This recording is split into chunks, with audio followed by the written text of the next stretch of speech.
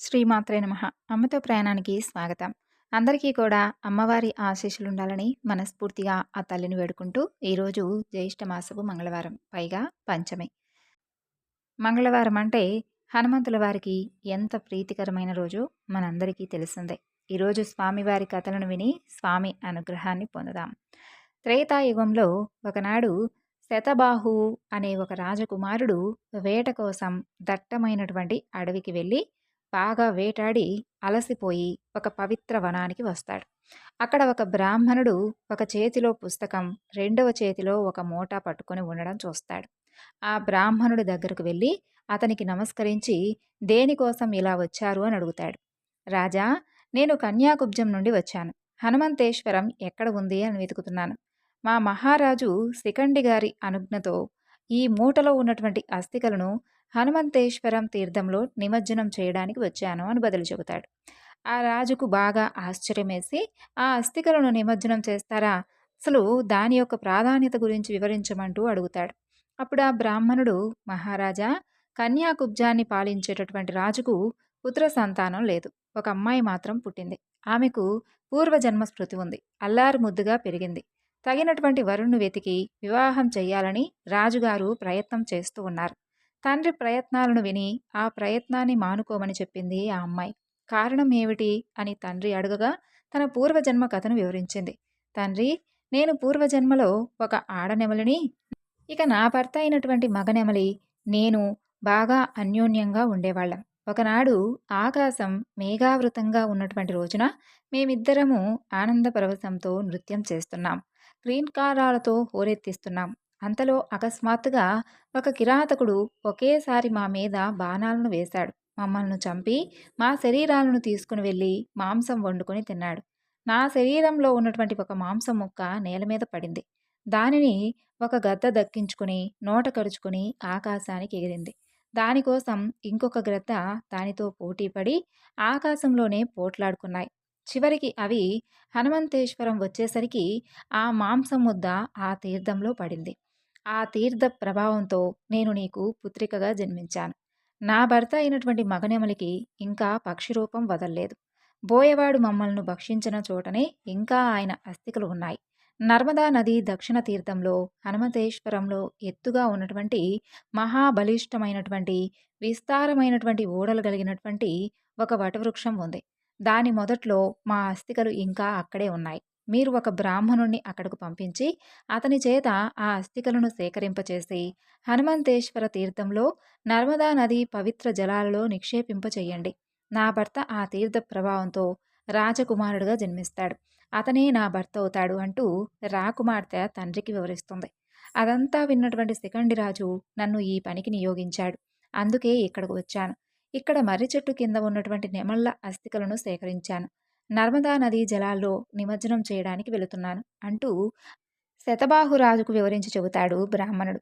హనుమంతేశ్వరానికి చేరి ఆ బ్రాహ్మణుడు పవిత్ర స్నానాన్ని నర్మదా నదిలో చేసి ఆ యొక్క మయూరాస్తికలను మంత్రపూతంగా నర్మదా నదిలో నిమజ్జనం చేసి మరలా స్నానం చేసి కన్యాకుబ్జం చేరాడు.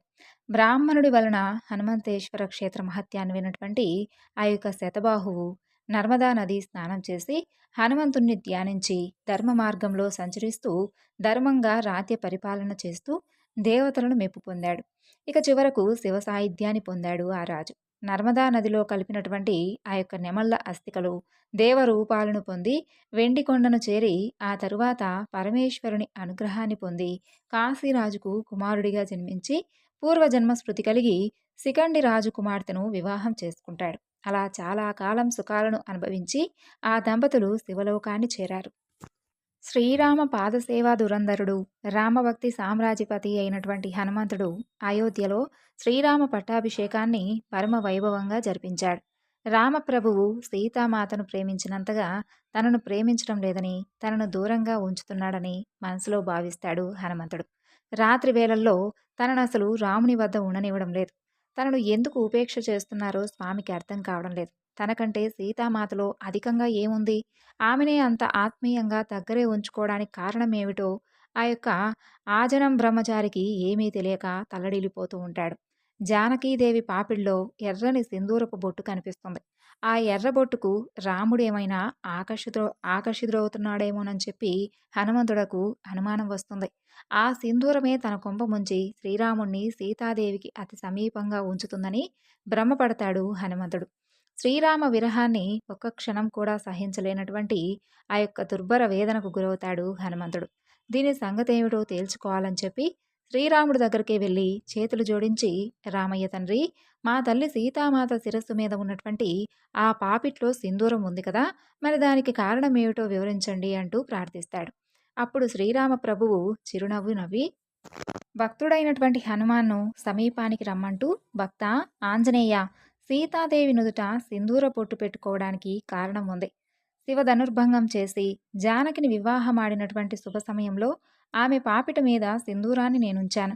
అప్పటి నుండి ఆమె సింధూరాన్ని పాపిటలో ధరిస్తుంది. దానివలన నేను సీతకు వశుడనయ్యాను. మా ఇద్దరి మధ్య ఉన్నటువంటి అన్యోన్యతకు సింధూరమే కారణమంటూ వివరించి చెబుతాడు శ్రీరామచంద్రుడు.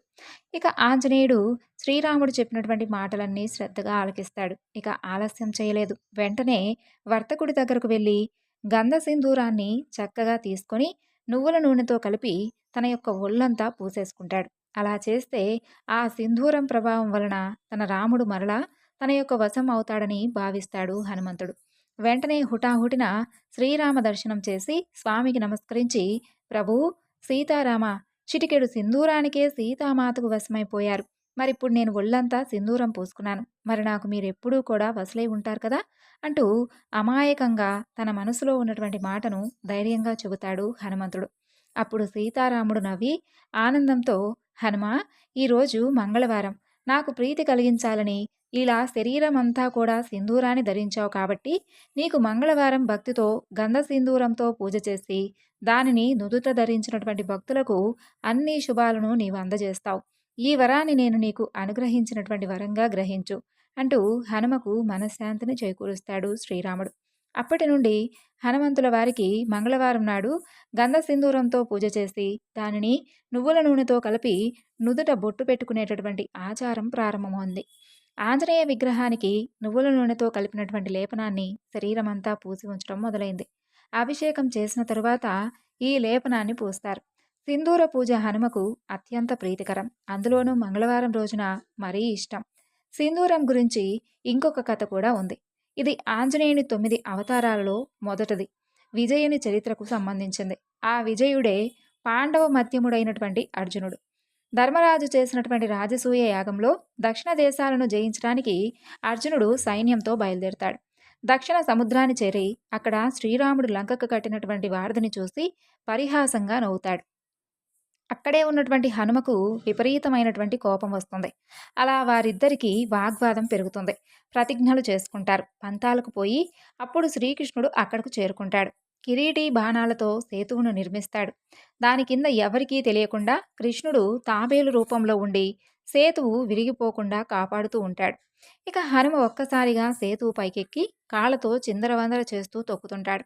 సేతువు ఏమాత్రం వంగకుండా శిథిలం కాకుండా నిలబడి ఉంటుంది. హనుమ అంతటి బలాఢ్యుని పాదగట్టనానికి తట్టుకుని అది అలాగే నిలబడి ఉంటుంది. ఆంజనేయుడు ఓటమిని అంగీకరిస్తాడు. అర్జునుడు విజయ గర్వంతో విర్రవీగుతాడు. కృష్ణుడు నీటి నుండి బయటకు వస్తాడు. ఒళ్ళంతా రక్తం కారుతుంది. పార్థునితో సహా అందరూ కూడా భయపడతారు. అప్పుడు పరమాత్మ ఆ కృష్ణ భగవానుడు, అర్జున, ఈ జయం నీది కాదు, ఆంజనేయుడిది. నేను వారధి కింద వీపు పెట్టి మొయ్యకపోతే అది హనుమ ఒక్క లంగానికే విరిగి ముక్కలయ్యేది. నీ పరువు కాపాడటానికే ఇలా శ్రమించాను, బాధను భరించాను. హనుమకు నేను రాముడిగా కృష్ణుడిగా ఉంటున్నానని తెలియదు పాపం అని అంటాడు కృష్ణుడు. ఇక అర్జునుడు సిగ్గుపడి తన తప్పుకు పశ్చాత్తాపపడి హనుమను ఆశ్రయిస్తాడు. హనుమ శ్రీకృష్ణుడిని శ్రీరాముడిగా గ్రహించి ఆయన వీపుకు అంటినటువంటి రక్తాన్ని అంతటినీ కూడా తన శరీరానికి పూసుకుంటాడు. క్షమాపణ వేడుకుంటాడు. అప్పటి నుండి ఆంజనేయుడికి సింధూర పూజ వ్యాప్తిలో ఉందని ఈ యొక్క కథ ద్వారా తెలుస్తుంది. అర్జునుడి రథం మీద జెండాపై హనుమ ఉండి మహాభారత యుద్ధంలో అతని విజయానికి కారకుడవుతానని అనుగ్రహించాడు. దాన్నే కపిధ్వజం అంటారు. ఒకనాడు సీతా సాధ్వికి హనుమ మీద అమితమైనటువంటి పుత్రవాత్సల్యం కలుగుతుంది. తనను మరలా శ్రీరాముని సన్నిధికి చేర్చినది మారుతియే అనేటటువంటి నమ్మకం ఆమెది. ఆ సంజీవరాయుడే లేకపోతే తన దుర్గతికి నిష్కృతి ఉండేది కాదనుకుంటుంది. ఇప్పుడు ఆమె అయోధ్య నగరానికి మహారాణి. పుత్రవాత్సల్యంతో అతన్ని ఒకనాడు విందుకు ఆహ్వానించదలిచి శ్రీరాముడికి తెలియజేస్తుంది. దానికి శ్రీరాముడు, సీత, ఆంజనేయుడికి తృప్తిగా భోజనం పెట్టగలవా? అతను రుద్రుడు. బాగా ఆలోచించి ఏర్పాట్లు చేసుకో అంటూ ముందే హెచ్చరిస్తాడు. ఇక జానకీదేవి హనుమను మహావీరుడిగా, ఆధ్యాత్మ చింతనాపరునిగా భావిస్తుంది. కానీ రుద్రాంశ సంభూతుడు అనేటటువంటి విషయాన్ని మాత్రం ఆ తల్లి మర్చిపోతుంది. ఏర్పాట్లన్నీ కూడా చక్కగా చేస్తుంది. నోరూరించేటటువంటి పిండి వంటలు తయారు చేయిస్తుంది. హనుమను ఆహ్వానిస్తుంది. అతను సమయానికి వస్తాడు. విస్తరి ముందు హాయిగా కూర్చుంటాడు. అన్ని పదార్థాలను సీతాదేవే వడ్డిస్తూ ఉంటుంది. వడ్డించినవి వడ్డించినట్లుగా తినేస్తూ ఉంటాడు మారుతి. ఒకే పదార్థాన్ని అనేక సార్లు అడిగి వడ్డింప చేసుకుని మరీ లాగించేస్తూ ఉంటాడు. వండినవన్నీ కూడా స్వాహా చేసేస్తాడు. దిక్కు తోచలేదు సీతమ్మ తల్లికి. తృప్తిగా తినకుండా హనుమ విస్తరి ముందు నుంచి లేచేటటువంటి సూచన ఆమెకు కనిపించనే లేదు. అప్పుడు ఆమెకు తన భర్త హనుమ రుద్రావతారం అని చెప్పినటువంటి సంగతి జ్ఞాపకం వస్తుంది. వెంటనే మనసులో శ్రీరాముని ధ్యానించి నమస్కరిస్తుంది. హనుమ వెనక నుంచొని శివపంచాక్షరి ఓం నమశివాయ అనేటటువంటి మంత్రాన్ని జపిస్తూ శివుణ్ణి కాసేపు ధ్యానిస్తుంది. మహారుద్రావతారుడైనటువంటి ఆ యొక్క శివాత్మజుడైనటువంటి హనుమ తన యొక్క రుద్ర రూపాన్ని సీతామాతకు చూపించి కడుపు నిండిన వాడిలాగా జుర్రున త్రేపుతూ ఆ విస్తరి ముందు నుండి లేస్తాడు.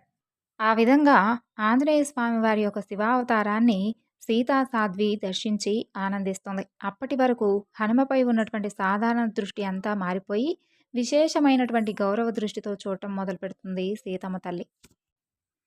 ద్వాపర యుగంలో హస్తినాపురాన్ని కుంతీదేవి పెద్ద కుమారుడు సద్గుణవంతుడు అయినటువంటి ధర్మరాజు పరిపాలిస్తూ ఉన్నాడు. ఆ యొక్క పరాక్రమశాలి ఒకప్పుడు రాజసూయ మహాయజ్ఞాన్ని చేయడానికి సంకల్పిస్తాడు. అక్కడ దౌమ్యుడు మొదలైనటువంటి పురోహితులచే చేయబడేటటువంటి ఆ యజ్ఞానికి అనేక మంది విచ్చేస్తారు. అటువంటి మహాయాగాన్ని అన్నగారు చేస్తున్నటువంటి దాన్ని చూసి భీముడు ఈ యొక్క శుభ సందర్భంలో అన్నగారికి నేను ఎలాంటి బహుమానం ఇస్తే బాగుంటుంది, రత్నగర్భ అయినటువంటి భూమికి పతి అయినటువంటి ఇతనికి రత్నాలు సమర్పించడం తగదు. కోరికలన్నింటినీ కూడా ఇచ్చే దేవతల కామధేనువు వంటివి ఈ భూమిపై లభించేవి కాదు. భూమిపై సాధ్యమైనది, రాజుకు గొప్ప కీర్తి తెచ్చేది అయినటువంటి దాన్నే నా శక్తిచే సాధించి మరీ ఇవ్వాలి అని భావిస్తాడు. స్వర్గంలో పురుష మృగం యొక్క సంచారం వలన భోజనశాలలు ఎల్లప్పుడూ కూడా పరిశుభ్రంగా ఉంటాయి. కాబట్టి దానిని తీసుకురావాలి అని భీమసేనుడు నిశ్చయించుకొని యజ్ఞశాల నుండి దేవసభ అయినటువంటి సుధర్మకు బయలుదేరుతాడు. ఇటువంటి కష్టమైనటువంటి పనికి భీముడు పూనుకోవడం సర్వప్రాణులయందు దయగలవాడు భీముడకు అన్న అయినటువంటి హనుమంతుడు గమనిస్తాడు. సోదరుడైనటువంటి భీముడకు సహాయపడాలి అని అనుకుంటాడు. ఇక మిక్కిలి వేగంతో పరిగెడుతూ ఉన్నటువంటి భీమసేనుణ్ణి అలా అడ్డగిస్తూ త్రోవలోకి ఒక్క క్షణంలోకి చేరుకుంటాడు హనుమంతుడు. త్రోవకు అడ్డంగా కొండ చిలువ వంటి ఆకారంలో హనుమంతుడు పడుకుని ఉంటాడు. శివలింగమయంగా తోచేటటువంటి తోకతో బాటనంతనూ కూడా ఆక్రమించి దూర ప్రయాణం చే అలసి ఉన్నవాడి వలె నిశ్వాసలు విడుస్తూ ఉంటాడు. పురుష మృగాన్ని తీసుకుని రావాలి అనేటటువంటి తొందరలో ఉన్నటువంటి భయంకర రూపుడైనటువంటి ఆ భీముడు ఆ విధంగా అడ్డంగా ఉన్నటువంటి హనుమంతుని చూసి, ఓ ముసలికోతి, లే, నేను అవసరమైనటువంటి పనిపై అతి వేగంగా ఇటు వెళుతున్నాను. త్రోవకు అడ్డుగా ఉన్నటువంటి నీ తోకను ఇప్పుడే తీసేయి. ముసలివాడివైనా నీ కోతి చేష్టలు ఇంకా మానుకోలేదే? ఇలా వెళ్ళవలసినటువంటి బాటను తోకతో ఆవరించి కూర్చోవడమేమిటి? వన్యములైనటువంటి ఆహారాలు ఏమీ లేనటువంటి ఈ యొక్క పర్వత ప్రదేశంలో నీకేం పనుంది? సరస్వతీ నదీ తీర ప్రదేశాలకు వెళ్ళి అక్కడ బాగా పండి తీయగా ఉండేటటువంటి మామిడి పండ్లు హాయిగా తినవచ్చు, తీయనైనటువంటి నీరు తాగవచ్చు అని అంటాడు భీముడు. అలా తమ్ముడైనటువంటి భీముడు బోధ చేయగా హనుమంతుడు ముసలితనాన్ని వ్యక్తం చేసేటటువంటి చేష్టలతో అక్కడి నుండి కదల్లేదు. తమ్ముడైనటువంటి భీముని పరాక్రమాన్ని తెలుసుకునాలనేటటువంటి కోరిక కూడా అతనికి కలిగింది. అందుకోసం నెమ్మదిగా ఇలా అంటాడు, ఓ రాజా, నీవన్నట్లు వన్యములైనటువంటి ఆహారం లేనివాడనై ఈ విధంగా శుష్క శరీరుడనై ఉన్నాను. ప్రతిరోజు కూడా దాహంచే పీడింపబడుతూ 3 రోజులుగా నీటిని కూడా ఎరగకుండా ఉన్నాను. నెల కిందట నీ వంటి పుణ్యాత్ముడు ఇక్కడకు వచ్చాడు. వివిధ రకాల పండ్లను తీసుకుని వచ్చి నాకిచ్చి శక్తిహీనుడనై కదలలేకుండా ఉన్నటువంటి నన్ను దాటి వెళ్ళిపోయాడు.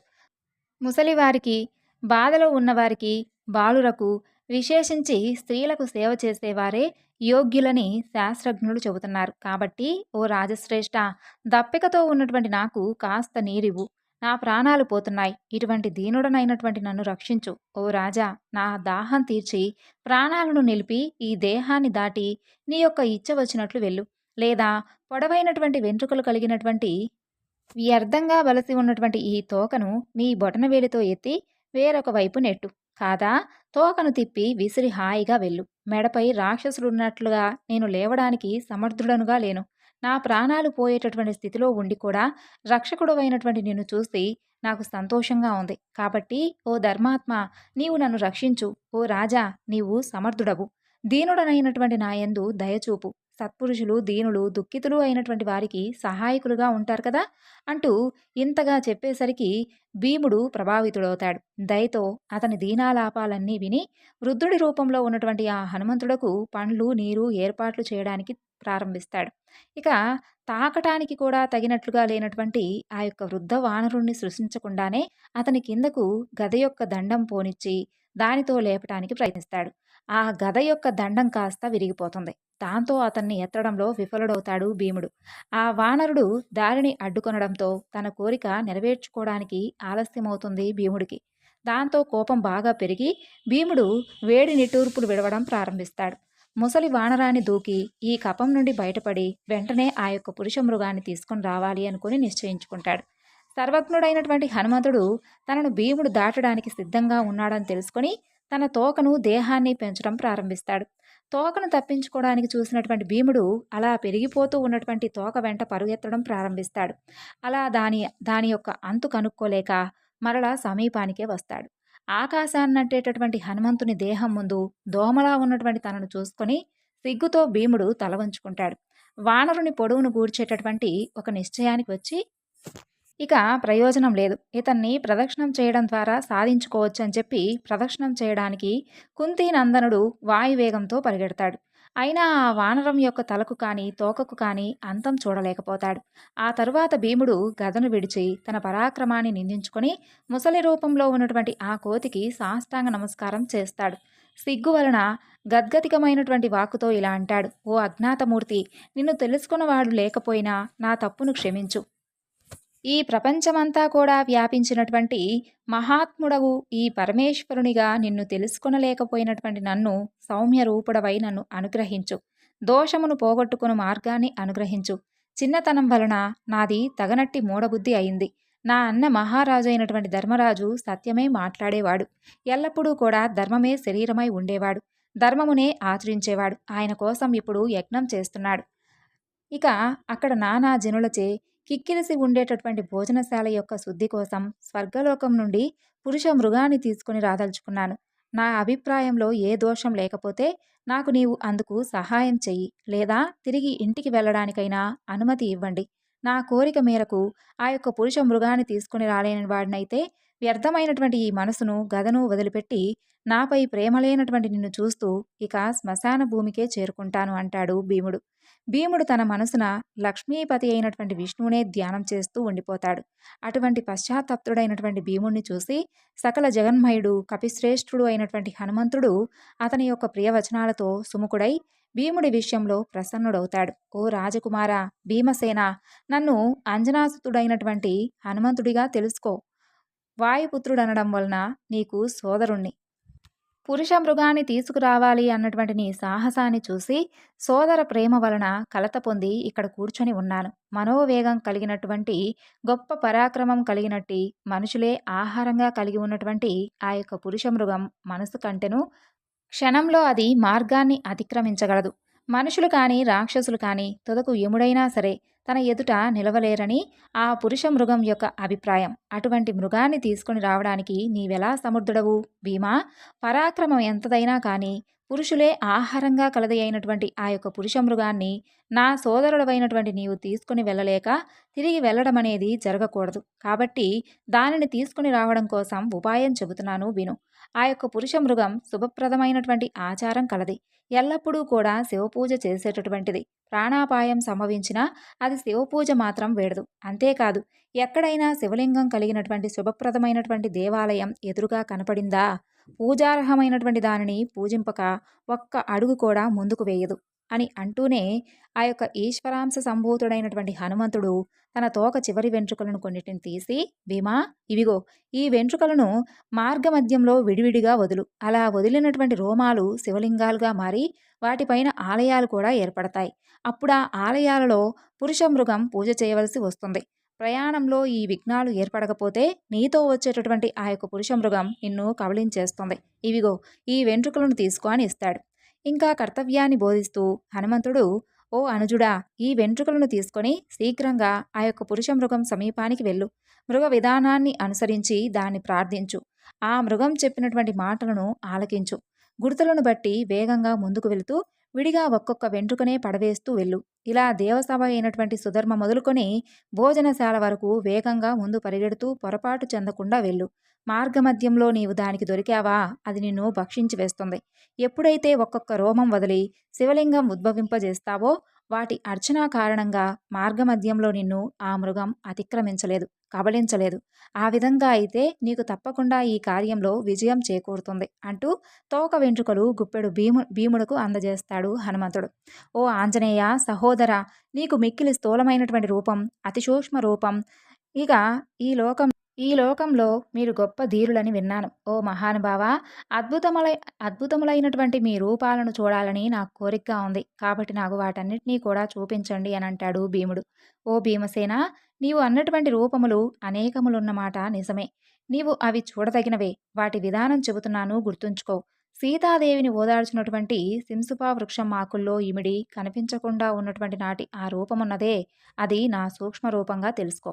లోకానుగ్రహకారంగా ఉదయాద్రి అస్తాదులపై పాదాలను ఉంచి సూర్య భగవానుని వద్ద వేదంగాది సకల విద్యలు నేర్చిన నాటి రూపమున్నదే, దానిని మధ్యమ రూపంగా తెలుసుకో. ఇంకా నా మధ్యమ రూపాలు ఉన్నాయి. భీమా, సప్త సముద్రాలపై నా తోకతో సేతువు నిర్మించి సీతామాత చేత శతకంఠ రావణుని వధింపచేసినటువంటి ఆ రూపం కూడా మధ్యమ రూపమే. విశ్వమంతటికి అద్భుతమై విశ్వమయంగా సీతాదేవికి సాక్షాత్తుగా ఏ రూపం దర్శనమీయబడిందో అది నా యొక్క స్థూల రూపం.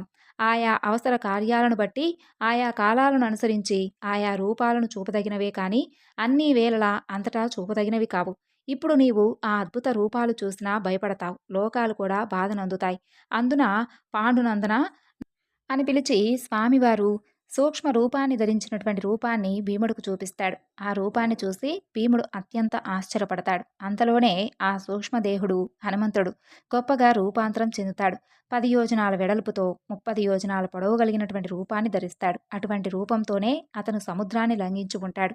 ఆ హనుమత్ రూపం చూస్తూనే భీమసేనునంతటి వాడు మూర్ఛపోతాడు. అలా మూర్ఛలేనటువంటి భీముణ్ణి చూసి సోదర ప్రేమ కలిగినటువంటి మారుతి భయపడవద్దంటూ చేతితో భీముణ్ణి తడతాడు. హనుమంతుని హస్తస్పర్శతో నిద్దుర మధ్యలో ఉన్నటువంటి వాడిలాగా చైతన్యం కోల్పోయినటువంటి భీముడు తెలివి పొంది హనుమంతుణ్ణి స్తుతిస్తాడు. 5 ప్రదక్షిణలు 5 నమస్కారాలు చేస్తాడు. సర్వాత్మకుడైనటువంటి దయాసముద్రుడైనటువంటి హనుమంతుడు సోదరుడైనటువంటి భీముడికి హితవు చెప్పి అతను చూస్తూ ఉండగానే అంతర్ధానం చెందుతాడు. ఇక భీముడు ఆశ్చర్యం పొంది హనుమంతుని మాటలు మననం చేసుకుంటూ అతడు ఇచ్చినటువంటి తోక వెంట్రుకలను తీసుకుని దేవసభకు చేరుకుంటాడు. ఆ సుధర్మా సభ మధ్యలో కుంతీ మధ్యముడు పురుష మృగాన్ని చూసి కుశల ప్రశ్నలు వేస్తూ దండ ప్రణామాలను ఆచరిస్తాడు. ఆ తరువాత ఇలా అంటాడు, ఓ పురుష మృగ సత్తమా, నేను పాండురాజు యొక్క కుమారుడైనటువంటి భీముడను. ఇంద్రుడి కుమారుడైనటువంటి అర్జునులకు అన్నను. ధర్మజుడైనటువంటి యమధర్మరాజు కుమారుడను. జిజేంద్రుడైనటువంటి మహారాజు అయినటువంటి నా అన్న ధర్మరాజు రాజసూయ యాగం చేస్తున్నాడు. అక్కడ పుణ్యప్రదమైనటువంటి అన్నప్రదానశాల ఉంది. ఆ భోజనశాల శుద్ధి కోసం లోకాలనే పవిత్రం చేయజాలినటువంటి నీవు అక్కడకు రావాల్సిన దానివిగా నేను కోరుతున్నాను అని చెప్పగానే అతని మాటలు విన్నటువంటి పురుష మృగం సంతోషించి, నీ మాటలకు నేను సంతోషించాను, నీకంతా మేలుకుగాక. కానీ నేను పురుషులు ఆహారంగా కలదాన్ని. మనం మీ నగరద్వారం చేరడానికి బయలుదేరి వెళ్లే మార్గంలోనే నిన్ను భక్షిస్తాను. నన్ను నీకు దూరంగా ఉండే విధంగా చూసుకుంటూ క్షేమంగా వెళ్ళు. అప్పుడు నిన్ను తినకుండా చేరుతాను అని తన యొక్క అభిప్రాయం చెప్పి భీముడు ముందు నడవగా తాను వెనుక రాసాగింది. అది సమీపించకుండా భీముడు మధ్యలో హనుమంతుని తోక వెంట్రుకలు వేసేవాడు. వెంటనే అక్కడ శివలింగం ఉద్భవించేది. శివసేవాగ్రణి అయినటువంటి ఆ యొక్క పురుష మృగం లింగాన్ని చూస్తూ అభిషేకం చేసి పూలతో పూజించేది. ఇక చివరికి హనుమంతుడిచ్చినటువంటి రోమాలు పూర్తయ్యేసరికి భీముడు పురద్వార ప్రవేశం చేస్తాడు. కానీ శివార్చన ముగించుకున్నటువంటి పురుషమృగం అంతలోనే వచ్చి భీముని కుడికాలు లోపల ఎడమకాలు బయట ఉండగానే పట్టుకుంటుంది. దాన్ని చూసి భయపడి, "ఓ సర్వజ్ఞ, ఇది అన్యాయం. నీ ప్రతిజ్ఞ వీడి ఇంట్లో పట్టుకున్నావు. నీకే అధర్మమునందు బుద్ధి పుడితే ఇక ఇతరుల విషయం చెప్పేదేముంది" అని అంటాడు. ఆ పురుషమృగం, "రాజా, ధర్మమెరిగినటువంటి మీ అన్న ఏది చెప్పినా అది చేద్దాం. అంతకు మించి వివాదం లేదంటుంది." ధర్మరాజు జరిగిందంతా వింటాడు. "ఓ పురుషమృగమా, నీ వైపు అధర్మం లేదు. కానీ భీముడు ముందుగా ద్వారప్రవేశం చేయడం వలన ఆ అర్ధభాగం వీడి మిగిలిన అర్ధభాగాన్నే భక్షింపదగిన దానవు" అని అంటాడు. అలా అన్న ధర్మరాజు ధర్మవాక్యానికి చాలా సంతోషించి ఆ పురుషమృగం భీముణ్ణి వదిలి భోజనశాల యందు సంచరిస్తూ అక్కడంతా కూడా శుద్ధి చేసి ఆ యాగానంతరం తిరిగి స్వర్గాన్ని చేరింది. ఆంజనేయుని దయ వలన గొప్ప పౌరుషం సంపాదించుకుని చరిత్రనందినటువంటి ఆ భీముణ్ణి రాజులందరి ఎదుట ప్రశంసించి ధర్మరాజు అతనికి యజ్ఞఫల భాగం ఇచ్చాడు. ఆదివారం మృగశిర నక్షత్రంతో కూడి వచ్చినటువంటి రోజు భీముడు హనుమంతుణ్ణి పూజించి శత్రుంజయుడయ్యాడు. కాబట్టి మృగశిర నక్షత్రంతో కూడినటువంటి ఆదివారం హనుమంతుణ్ణి పూజించడం వలన విశేషమైనటువంటి ఫలాన్ని ఇస్తుంది. విన్నారు కదండి ఈరోజు స్వామివారి కథలు. మనందరిపై కూడా ఆ హనుమంతుల వారి అనుగ్రహం ఎప్పుడూ ఉండాలని మనస్ఫూర్తిగా ఆ స్వామిని వేడుకుంటూ మరొక చక్కని వివరణతో మరలా కలుసుకుందాం. అంతవరకు నమస్కారం. సర్వం శ్రీ లలితార్పణమస్తు. స్వస్తి.